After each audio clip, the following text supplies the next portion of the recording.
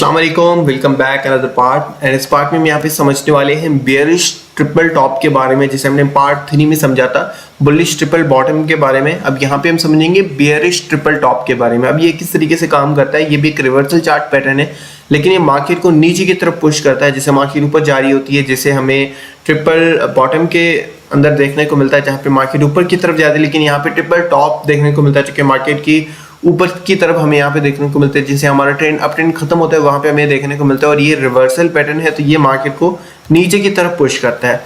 अब ये किस तरीके से काम करता है, फॉर एग्जांपल मार्केट यहाँ से ऊपर जा रही है, एक रेजिस्टेंस लेवल बनता है, एक पॉइंट बनता है जहाँ पे सेलर्स अपना प्रॉफिट बुक करना स्टार्ट कर देते हैं, सेलिंग स्टार्ट करते हैं। लेकिन यहाँ पे जैसे ही मार्केट नीचे आता है, एक पॉइंट बनता है जहाँ पे नेकलाइन जिसको हम कहते हैं, जहाँ पे बायर्स आके बाय करते हैं और मार्केट अगेन ऊपर की तरफ जाती है। अगेन हमारा रेजिस्टेंस लेवल मिलता है जहाँ पे जिन लोगों ने यहाँ पे बाय किया था, जो पहले बाय करके बैठे हुए थे, तो वो यहाँ पे सेल करना स्टार्ट करते हैं। मार्केट अगेन नीचे आती है, सेम हमारी नेकलाइन तक सपोर्ट भी इसको हम कह सकते हैं। उसके बाद मार्केट अगेन ऊपर जाती है रेजिस्टेंस तक।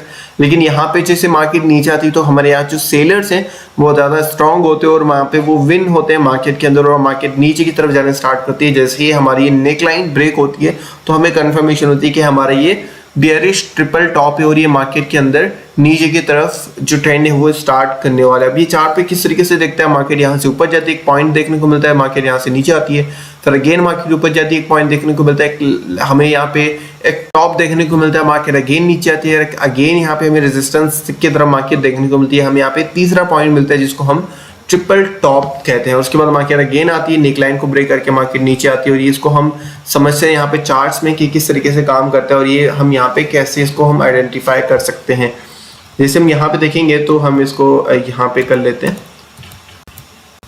फॉर एग्जाम्पल इसको हम यहाँ से मूव कर देते हैं। तो हम यहाँ पे देखेंगे तो मार्केट सीधा यहाँ से ऊपर जा रही थी एक पॉइंट तक, और उसके बाद अगेन मार्केट नीचे आई है, ठीक है। अगेन मार्केट ने ट्राई किया अपनी एक सेकेंड टॉप तक, ठीक है। उसके बाद मार्केट अगेन नीचे आई है नेकलाइन तक, अगेन मार्केट ने ट्राई किया हमारे यहाँ पे अगेन टॉप बनाया, और उसके बाद मार्केट नीचे आके इस वाली लाइन को ब्रेक करके मार्केट नीचे की तरफ गई है, ठीक है। अब यहाँ पे एक और स्ट्रैटेजी भी मैं आपको समझाऊंगा कि कैसे काम करती है और ये किस तरीके से काम होता है, उसको भी हम यहाँ पे समझते हैं, ठीक है। फॉर एग्जाम्पल पहले तो हम इसको यहाँ पे ला के रख देते हैं।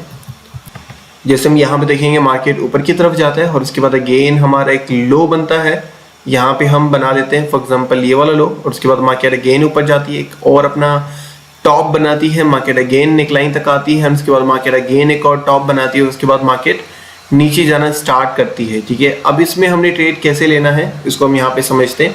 सबसे पहले हमने यहाँ पे समझना है कि ये टॉप किस तरीके से बनता है। उसके लिए हमने सिंपली यहाँ पे अपने जो रेजिस्टेंस लाइन है इसको ड्रॉ करना है। अगर यहाँ पे हमें 3 टॉप्स देखने को मिलते हैं, और उसके बाद यहाँ पे हमने सपोर्ट लाइन जो कि हमारे नेकलाइन है इसको ड्रॉ करना है।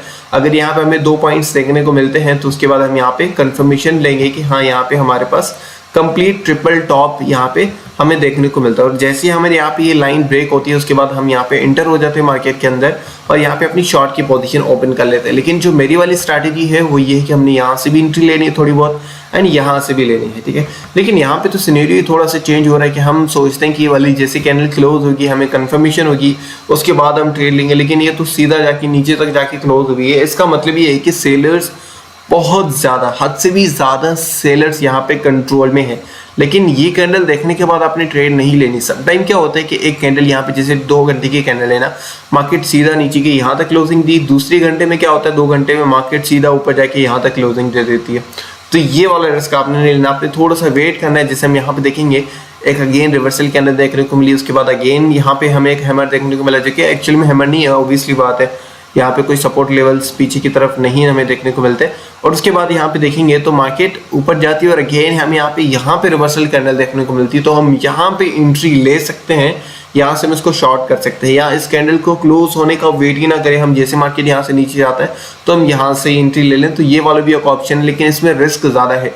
लेकिन ये सब चीज़ें ट्राई करने से आपको जो स्टॉप लॉस है वो, अगर फॉर एग्जांपल अगर आप इस कैंडल को देखिए क्लोजिंग का कंफर्मेशन का वेट करके आप क्लोजिंग करते हैं, और उसके बाद आप यहाँ से एंट्री लेते हैं फॉर एग्जांपल, तो आपका जो स्टॉप लॉस है वो इसका हाई होना है, ठीक है। अगर आप ये वाली कैंडल देखिए यहाँ से ही एंट्री की पोजीशन ले रहे हैं, ठीक है, कि इसका लो ब्रेक हो गया, मार्केट बहुत ज़्यादा तेजी से नीचे जाएगा, तो आपका जो स्टॉप लॉस है इसका हाई होना चाहिए। अगर आप मेरी वाली स्ट्रैटेजी की आप थोड़ी वाली पोजीशन यहाँ से ले सकते हैं, तो आपने क्या करना है, यहाँ से एंट्री लेनी है और इसका जो हाई है ये स्टॉप लॉस लगा देना है। मैं तो ऐसे ही करता हूँ, लेकिन आपने कंफर्मेशन का वेट करना है, उसके बाद यहाँ से ही एंट्री लेनी है। मैं अगर यहाँ पे इस पैटर्न को देखता, आई डोंट थिंक सो कि मैंने पैटर्न को देखा है, क्योंकि ये 2-3 दिन पहले ही बना है।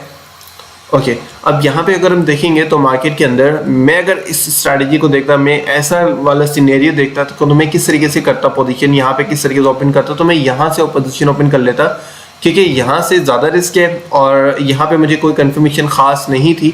अगर मैं लेता तो यहाँ से ले लेता या तो ये वाले पॉइंट से लेता, क्योंकि मार्केट यहाँ पे साइडवेज में चला, ऑलरेडी एक सेलिंग प्रेशर हमें देखने को मिला, उसके बाद साइडवेज में मार्केट चला, तो मार्केट कन्फर्मली मार्केट यहाँ से नीचे ही जाएगा। तो उसके अकॉर्डिंग में यहाँ पे अपना टारगेट जो है ना वो सपोर्ट लेवल्स देख लूंगा, जैसे पीछे वाला सपोर्ट है उसके अकॉर्डिंग में यहाँ पे अपनी पोजीशन को लेके चलूंगा। लेकिन ट्रेल स्टॉप लॉस को लाजमी अपने यूज करना है, ये चीज़ ज़्यादा इंपॉर्टेंट है। ट्रेल स्टॉप लॉस का अगर आपने वीडियो नहीं देखा तो वो वाला देख लें, जिसमें आपको मैंने बताया हुआ कि किस तरीके से आप अपने स्टॉप लॉस को ट्रेल करके रिस्क को ज़्यादा से ज़्यादा कम कर सकते हैं और प्रॉफिट को ज़्यादा से ज़्यादा कैसे बढ़ा सकते हैं। छोटा सा भी प्रॉफिट आपसे मिस ना हो और छोटा सा भी लॉस आपको ज़्यादा ना हो, तो उसके लिए अपने ट्रेल स्टॉप लॉस का लाजमी यूज़ करना है। काफ़ी मज़ेदार फीचर, इसको हम यूज़ करके बहुत ज़्यादा लॉस भी बचा सकते हैं और बहुत ज़्यादा प्रॉफिट भी बना सकते हैं। आई होप आपको क्लियर होगा। बाकी ये सेम ट्रिपल बॉटम की तरह ही बनता है, जैसे ट्रिपल टॉप बनता है, ट्रिपल बॉटम सेम तरीके से काम करता है, लेकिन ये उल्टा बन जाता है।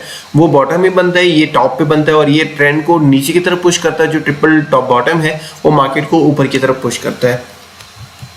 Thank you so much, I hope आपको समझ आ गया होगा। मिलते हैं नेक्स्ट पार्ट में।